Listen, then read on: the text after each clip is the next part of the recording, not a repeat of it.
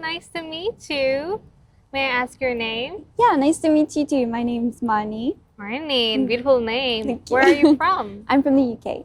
UK? Yeah. Are you here as a tourist or do you live here? I live here at the moment. You live here? How long have you been living here? About 6 months. Okay, what made you come to Japan? I just kind of wanted to change my life a little bit. I got a bit bored with how my life was going in the UK. Okay. Yeah. So why not some other country? Why Japan? Well, I studied Japanese at university, actually, and I lived here for 1 year as exchange student. Oh, so how long ago was that? September 2017 for 1 year. Okay, from, so you yeah. were there for 1 year and you came back now, Yeah, this exactly. year. Yeah. So you can speak Japanese? A little bit. Okay. Oh, can you speak a bit Japanese for viewers? OK マーニーです。イギリス人で、半年ぐらいに日本に住んでいて、平日は日本の会社で働いていて、週末は英語の先生として働いてます。で、少し Wow. 趣味として SNS とかいろんな活動を頑張ってます。よろしくお願いします。Your Japanese is so pretty. It's like a native speaker. No, not yet. Not yet. That's pretty perfect. Is this because of you studying Japanese before you came here? Yeah, I think so, exactly. So you can read and write as well?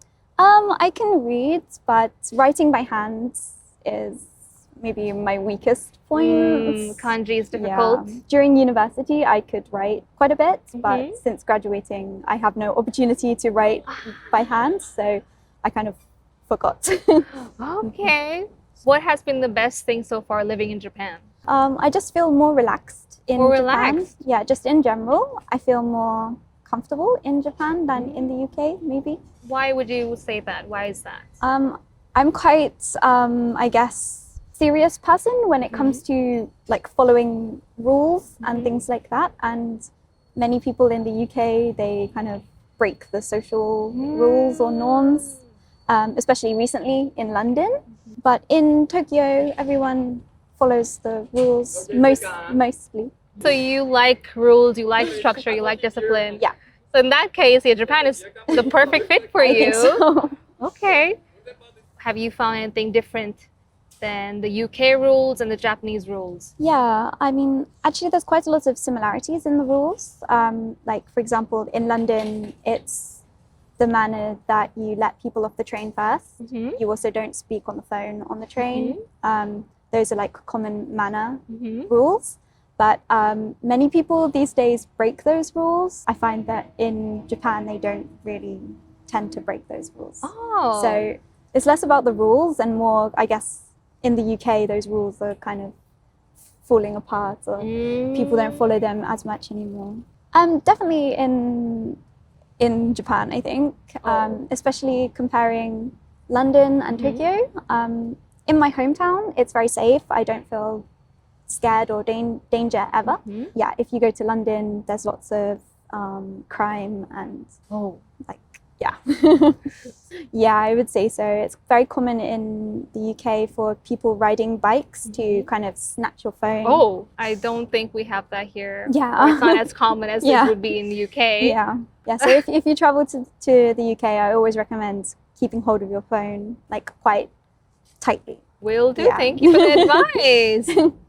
What was your initial impression of Japan before coming here? And then has it changed after coming here? I guess in the UK, it's quite famous that Japanese people are very polite, very shy, and very it's very clean.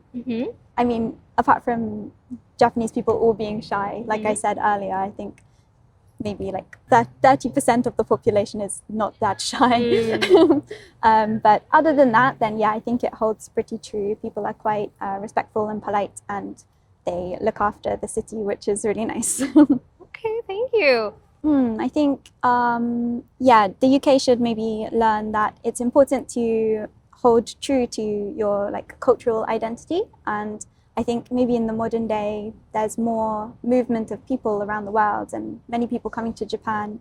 and many people going to the UK.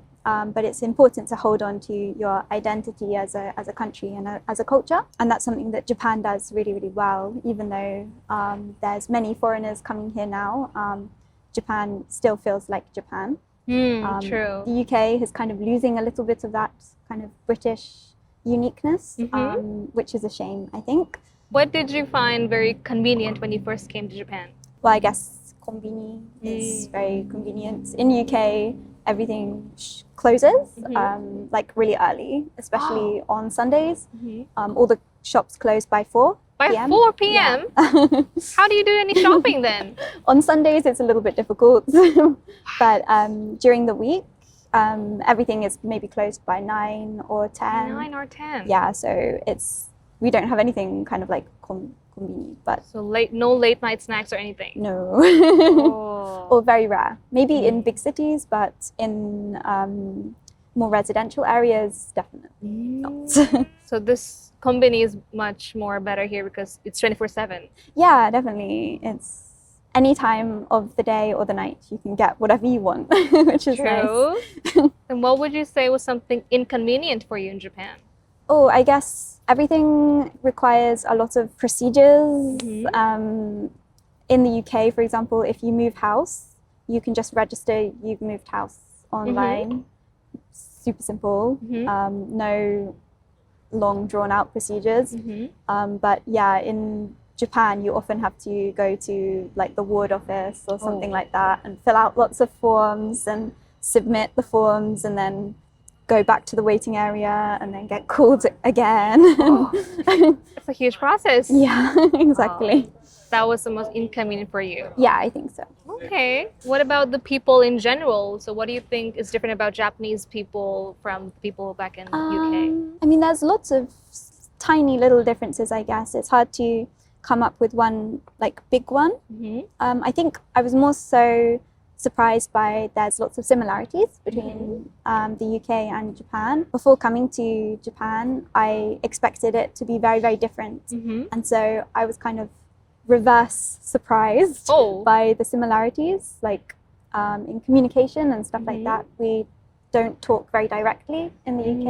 We kind of talk very indirectly. It was very easy for me to understand the kind of Japanese way of communication.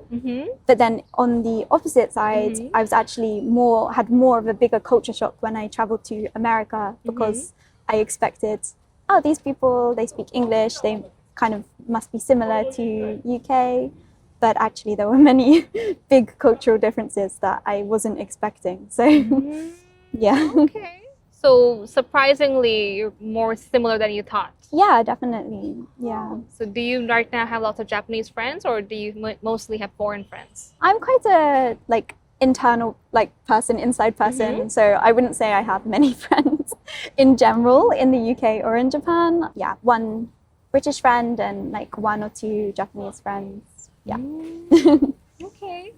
If you were to leave Japan, what's something you will miss about Japan? I think maybe the cleanliness, the safeness, the cheap and delicious food, the fashion, and the people. I think there's so many things to miss about Japan if I was to go home. Thank you so much. What do you think is really overrated in Japan? Oh, recently I was in Shinjuku and I saw so many tourists in Kabukicho, and I thought it was really interesting that now quite a not a very great area of Japan is becoming like a tourist destination. I thought that was really interesting, and I'm not sure if that's overrated, but it's kind of an interesting thing that's becoming like a common tourist attraction. I guess overrated. I saw the story where foreigners were queuing up outside of, I'm not sure which gyudon shop it was, but they were queuing up in a line to go into a chain gyudon shop. And I thought that's really funny because there's so many of these stores. If you walk maybe 2 minutes, you'll find one with no queue. True. Yeah. People, I guess, just stick to whatever they saw online. Yeah. Yeah, they don't want to try other stuff. Yeah. What do you think is really underrated in Japan? Underrated food, I guess. There's so much delicious food in Japan. I think rather than saying like, oh, you should definitely try this, I think you should go to a shop and just order something you have no idea what it is, and maybe see. Just wing it. Yeah, just wing it. Hope for the best. Hope for the best. You'll probably discover something really, really delicious. So yeah. Okay. What was the most shocking thing for you after you came here? When I first came here as exchange student, it's actually quite a long time ago, so it's a little bit hard to remember my initial shocks. But I do remember thinking like everybody dresses really nicely here, everybody puts effort into, you know, wearing nice clothes, more than the UK where lots of people just wear very, very casual clothes. So yeah, when I was going to university in Tokyo, all the girls would wear really nice clothes. But in my university in the UK, everyone would wear kind of like very casual like, clothes? Yeah, exactly. Oh, so Japanese fashion is a bit different. Yeah, I think so, yeah. Have you had a chance to try on the Japanese fashion, like kawaii fashion, gal fashion? There's so many. I don't really wear any like specific Style? Keto, but I like kind of feminine clothes. So I guess like brands like, I don't know, like Snidel and that kind of style is more common in the UK, in Japan. So you would prefer Japanese fashion because you like feminine clothes? Yeah, exactly. Okay, yeah. So you've been here for 6 months. Yeah. Have you had a chance to travel a bit in Japan? Basically no. Not yet. Because I'm always working. Oh, so no free time to No free time. to travel. Okay. Yeah, sometimes I visit my friend in Shizuoka, but apart from visiting my friend, I don't travel at all. So what do you work as? I just work in Japanese company, in sales department. Oh, wow. Yeah. So do you have to use Japanese at your company?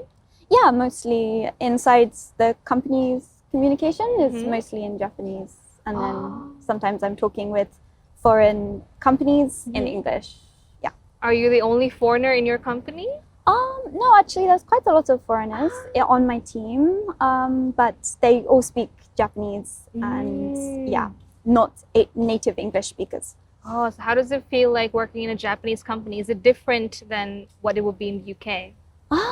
Actually, I've never worked in a company in the UK, so I don't have any experience to compare the two. When I lived in the UK, I just worked in a restaurant or like part-time jobs. So yeah, I'm not too sure actually, but I think maybe the atmosphere in Japanese company is quite like less casual, maybe than my image of British company. Do you have to go to izakaya after work? Actually, no. In my company, we're really lucky. We don't have to go to like nomikai, or we don't have zangyo. We can leave as soon as work finishes. So that's really good. So it's more for foreigners that you would say? Everybody outside of my team is Japanese. But it has nice work-life balance. Yeah. And you're also a teacher on the weekends. Yeah. So you teach English to young kids or adults? Yeah, adults, and it's just like a women's only school. I take one day off English teaching school, like one day in the weekend, and then the other day is my free day. But usually I'm busy like cleaning the house and catching up on chores. You said you're also doing some activity on social media. So what kind of work do you do there? I just post a little bit on YouTube and Instagram and sometimes TikTok. Recently, I'm kind of not posting on TikTok at all, but sometimes I post on TikTok. And what would you say was something difficult for you after you came to Japan? I guess just learning Japanese. At first, it was really, really tough. And not so much learning the language, but gaining the confidence to actually speak. Even in my classes, I would get so nervous when I was speaking that I wouldn't really be able to talk. And I remember one of my teachers at the end of my year abroad, she said, at the beginning, we were so worried about you because you seemed so scared. But over the course of the year, I gained more confidence and with being able to speak. Yeah. Now you're pretty much fluent. I wouldn't say I'm fluent. For like everyday conversation, I can communicate well, but often at work, we're using very specific and kind of, yes, like very specific, formal Japanese, and also complicated words that don't come up very much in everyday conversation.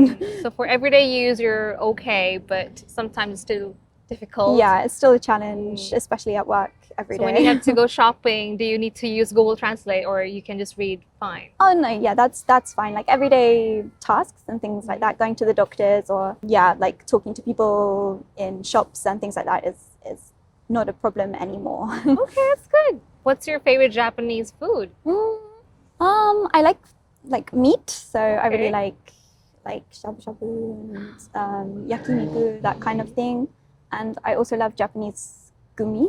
Oh, Yeah. me too. Yeah. What is something that you miss about your country that's not in Japan? I know people say like British food is very, very bad and like the worst in the world. It's very like a common stereotype. But yeah, I think I miss British food the most. British food? Yeah. Anything in specific? I guess like roast dinner. Roast like dinner. Roast beef with roast vegetables and stuff like that. Yeah, like shepherd's pie or like Yorkshire puddings and things like that. They're all very heavy and like stodgy foods, but they're very delicious and yeah, they make me feel at home. Do they not have it in Japan? You can find it if you go to like British style pubs and things like that, but it's not quite authentic. So it's not the same. Okay. It's not, yeah, exactly. It's not exactly the What same. about back in UK? Do you have Japanese food over there?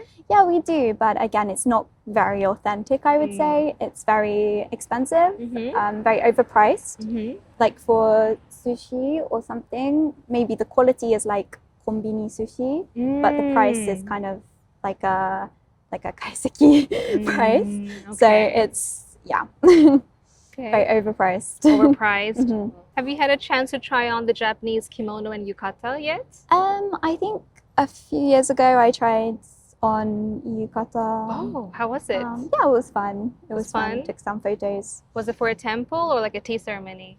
I just took some photos. Oh, just the photos? Yeah. Lots of good Insta-worthy photos. Exactly. Nice. Then lastly, we have a small gift for you. Oh. This is a matcha drink. Thank you. I hope you like matcha. Yeah, definitely. Thank you so much. And lastly, please look at the camera and give a short message to our Japanese viewers. Okay. Thank you so much for watching. Yeah, I really love my time in Japan and I'm very thankful for all the amazing Japanese people that I've met and who have very kindly followed me on social media. And yeah, I hope you have a great day.